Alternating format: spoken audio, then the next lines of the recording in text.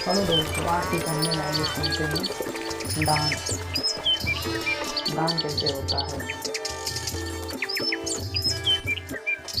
एक गांव में रतन और बिरजू नाम के धनी दो पड़ोसी रहा करते थे। एक दिन की बात है, रतन किसी काम से बाजार जा रहा था कि तभी रास्ते में मुखिया रतन को रोक कर बोला, क्या हालचाल है रतन? आजकल बाजार में बहुत कम दिखाई देते हो। ईश्वर की कृपा है मुखिया जी, काम से फुर्सत ही नहीं मिलती, इसीलिए बाजार आने का समय बहुत कम मिलता है। दरअसल मैं तुम्हारे ही घर पर आ रहा था। अच्छा हुआ तुम मुझे बाजार में ही मिल गए। अब तो आपको मेरे घर पर आना ही पड़ेगा मुखिया जी, काफी दिन हो गए आपको मेरी पत्नी के हाथ का चाय पिए हुए। किसी दिन जरूर आऊंगा। अभी मुझे तुमसे एक जरूरी काम था। हाँ हाँ बोलिए मुखिया जी, क्या काम था?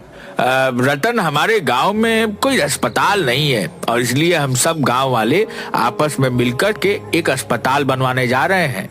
ये तो बहुत शुभ काम है मुखिया जी, बताइए मैं इसमें आपकी क्या सहायता कर सकता हूँ? अपनी मर्जी से जितनी तुम्हारी हैसियत हो उतना दान तुम दे दो। मुखिया की बात सुनकर रतन ने अपनी जेब से 100 रुपए का नोट निकालकर मुखिया को पकड़ा दिया। रतन, सिर्फ 100 रुपया? मेरी बस इतनी ही हैसियत है मुखिया जी। इतना कहकर रतन वहाँ से चला गया। मुखिया खराब मूड लेकर सीधे बिरजू के घर चला गया।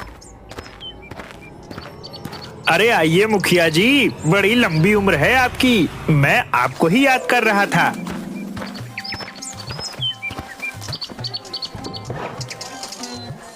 कैसे हो बिरजू? सब कुछ कुशल मंगल तो है ना? ईश्वर की कृपा जी, सब कुछ सही है। और सुनाइए, कैसे आना हुआ? अरे तुमने तो सुना ही होगा कि गांव में एक अस्पताल बन रहा है। हाँ मैंने सुना है और मुझे यह भी पता है कि सभी गांव वाले आपस में मिलकर चंदा दे रहे हैं। इसलिए आपके आने से पहले ही मैंने 10 लाख रुपए का चेक आपके नाम का काट रखा है। क्या बात है बिरजू, मुझे तुमसे यही उम्मीद थी। लेकिन तुमने चेक मेरे नाम क्यों काटा? हॉस्पिटल के नाम ही चेक काट देते। आप हमारे गांव के मुखिया हैं, मुझे आप पर पूरा भरोसा है। एक तुम हो और एक वो तुम्हारा पड़ोसी रतन है। जानते हो उसने अस्पताल को कितना दान दिया है? सिर्फ 100 रुपए। मेरी समझ में नहीं आता कि इतना धन का आखिर वह करेगा क्या। उसने तो कंजूसी की हद ही कर दी। इतना बोलकर मुखिया वहाँ से चला गया। कुछ देर बाद बिरजू संपत के साथ अपने खेत में चला गया। संपत बिरजू से बोला, इस गांव में सबसे ज्यादा दान हॉस्पिटल को आपने दिया है, अब तो हॉस्पिटल का उद्घाटन आपके ही हाथ होगा। जब सबसे अधिक दान मैंने किया है तो फिर उद्घाटन भी मेरे ही हाथ होगा। वैसे मुझे रतन से ऐसी उम्मीद नहीं थी, वह इतना कंजूस निकलेगा यह नहीं कभी सोचा था। संपत की बात सुनकर बिरजू मुस्कुरा कर रह गया। समय ऐसे ही बीतता गया। एक दिन की बात है, रतन अपने घर पर अपनी पत्नी के साथ भोजन कर रहा था कि तभी गांव का एक व्यक्ति वहां आ गया। क्या हुआ श्यामलाल चाचा, आप इतने घबराए हुए से क्यों हैं? रतन, मेरी पत्नी बहुत बीमार है। डॉक्टर ने उसका ऑपरेशन बता दिया है और तुम तो मेरी हालत जानते हो। मैं तुमसे यहाँ पर मदद मांगने के लिए आया हूँ। चिंता मत करो श्यामलाल चाचा, ईश्वर पर भरोसा रखो, सब कुछ सही हो जाएगा। मुझे 10,000 की सख्त जरूरत है रतन, और इस पूरे गांव में सिर्फ तुम ही हो जिससे मैं पैसे उधार मांग सकता हूँ। मैं तुम्हारे पैसे बहुत जल्द लौटा दूंगा। मुझे माफ कर दो श्यामलाल चाचा, मेरे पास 10,000 रुपए अभी इस समय नहीं है। इस समय मैं तुम्हारी 2,000 रुपए की मदद कर सकता हूँ। इतना कहकर रतन ने 2,000 रुपए श्यामलाल को पकड़ा दिए। मुझे तुमसे ऐसी उम्मीद नहीं थी रतन। क्या तुम्हें मुझ पर भरोसा नहीं है कि मैं तुम्हारे पैसे लौटाऊंगा? ऐसी बात नहीं है श्याम चाचा, मुझे आप पर पूरा भरोसा है, लेकिन यकीन मानिए मेरे पास इस वक्त सिर्फ 2,000 रुपए ही पड़े हैं जो मैं आपको देने के लिए तैयार हूँ। यह 2,000 भी अपने पास रख लो। जहाँ से मैं बाकी रुपए का इंतजाम करूंगा वहाँ से मैं 2,000 रुपए का भी इंतजाम कर लूंगा। अरे लानत है तुम पर रतन, इतनी धन दौलत होने के बाद भी किसी व्यक्ति की मदद तक नहीं कर सकते। श्यामलाल क्रोधित होता हुआ घर से बाहर निकला। रतन श्यामलाल को आवाज लगाता हुआ घर से बाहर आ गया। मगर श्यामलाल ने उसकी बात नहीं सुनी। तभी रतन की पत्नी भी घर से बाहर निकल कर आ गई। अजी लगता है श्यामलाल चाचा को पैसों की कुछ ज्यादा ही जरूरत होगी। मैंने उन्हें कभी इतने गुस्से में नहीं देखा। क्या मैंने उन्हें पैसे देने से इनकार किया था? मेरे पास सिर्फ इतने ही पैसे पड़े हुए हैं। मेरी समझ में नहीं आता कि आपके पास अच्छी खासी खेती है। हर साल आपकी फसल गांव में सबसे अच्छे दामों में बिकती है। आपके पास से इतना पैसा आखिर जाता कहाँ है? भूलो मत कि हमारे बच्चे गांव से बाहर शहर में पढ़ते हैं। उनकी स्कूल और मेंटेनेंस का खर्चा कितना आता है, और फिर हमारे घर के खर्चे भी कुछ कम नहीं है। इधर श्यामलाल आंखों में आंसू लिए हुए जा रहा था कि तभी रास्ते में उसे गांव का मुखिया मिल गया।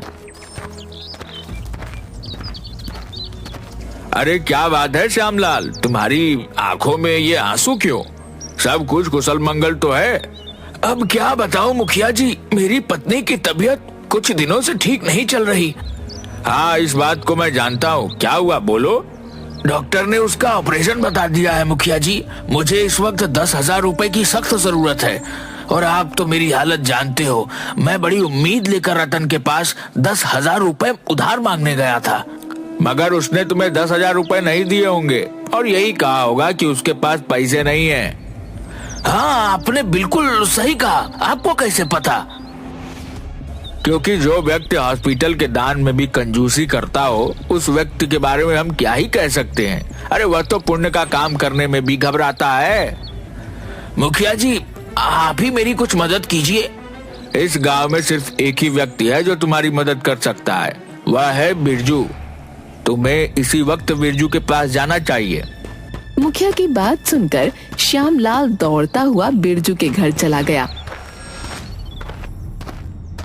और उसे अपनी सारी स्थिति बता दी। अरे तो तुम्हें उस कंजूस रतन के पास जाने की क्या आवश्यकता थी श्यामलाल चाचा? तुम सीधे मेरे पास आते। इतना कहकर बिरजू ने 20,000 रुपए की रकम श्यामलाल को पकड़ा दी। लेकिन मुझे सिर्फ 10,000 रुपए की आवश्यकता है। श्यामलाल चाचा, आप बहुत ही भोले हैं। अरे भाई, ऑपरेशन के बाद दवाइयाँ वगैरह में भी बहुत खर्चा आता है, उसका इंतजाम आप कहाँ से करेंगे? इसीलिए ये 20,000 रुपए आप रख लीजिए। मैं तुम्हारे ये पैसे बहुत जल्द लौटा दूंगा बेटा। श्यामलाल चाचा, इन पैसों को लौटाने की कोई आवश्यकता नहीं है।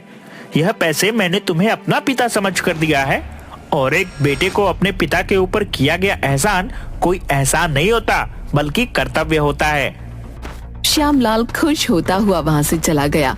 इतना बोलपत अपने गोदाम में आ गया कि तभी वहाँ पर संपत दौड़ता हुआ आया। ये क्या बिरजू भाई, मैंने सुना है कि आपने श्यामलाल को 20,000 रुपए दान में दे दिए।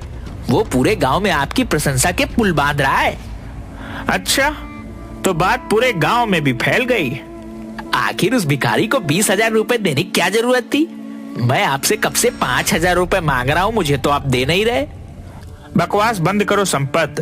तुम हर महीने अपनी तनख्वाह ले जाते हो, फिर भी अगर तुम्हें पैसे और चाहिए तो मैंने क्या तुम्हें मना किया है क्या? कुछ दिनों बाद गांव में अस्पताल बनकर तैयार हो गया। मुखिया ने अस्पताल का उद्घाटन करने के लिए बिरजू को ही बुलवाया था। सारे गांव वाले अस्पताल के सामने एकत्रित थे।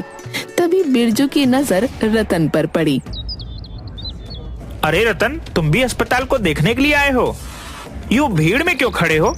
रतन भीड़ से निकलकर बिरजू के सामने आकर खड़ा हो गया। रतन, तुम यहाँ क्यों आ गए? कभी तुम्हें ऐसा तो नहीं लग रहा कि हमारा अस्पताल का उद्घाटन तुम्हारे ही हाथों करवाने का इरादा है? नहीं मुखिया जी, मुझे उद्घाटन करने का कोई शौक भी नहीं है। मैं तो बस ये चाहता हूँ कि गांव में अस्पताल जल्दी शुरू हो जाए, ताकि गांव वालों को परेशानी ना हो। हाँ, पता है, इसीलिए तुमने चंदे में केवल 100 रुपए दिए थे। मुखिया जी, ये बताइए कि अब क्या देरी है? अरे बस डॉक्टरों की टीम यहाँ पर पहुँचने वाली होगी। मुखिया ने इतना कहा ही था कि तभी डॉक्टरों की टीम वहां पहुंच गई।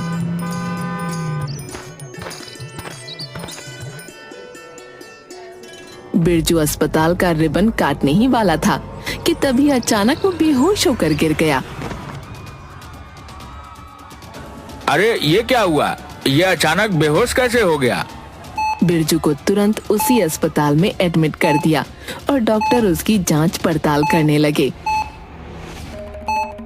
एक डॉक्टर रूम से बाहर निकलकर मुखिया से बोला, इनके परिवार वाले कहाँ हैं? बिरजू के परिवार वाले तो सब अमेरिका में रहते हैं डॉक्टर।